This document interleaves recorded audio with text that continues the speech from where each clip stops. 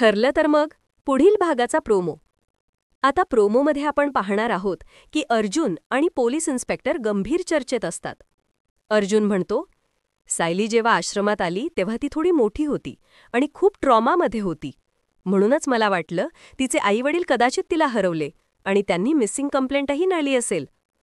यावर police inspector शांत पण ठाम आवाजात उत्तर देतो, तुमच्या मिसेसच्या खऱ्या आईवडिलांपर्यंत पोचण्याचा आता कुठलाही मार्ग उरलेला नाही.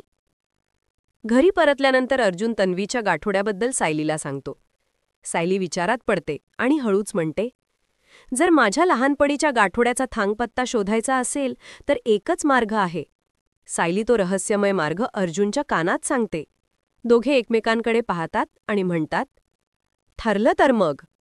दरम्यान प्रिया सुभेदारांच्या घरात सायली गाठोडं शोधायला येते, पण तिला काहीच सापडत नाही. प्रिया चिडून उद्गारते, गाठोडं कुठे गेलं? मी तर इथेच ठेवलं होतं. हे गेलं कुठे? इकडे नागराज आणि महिपत त्या हवालदाराला बांधून ठेवतात.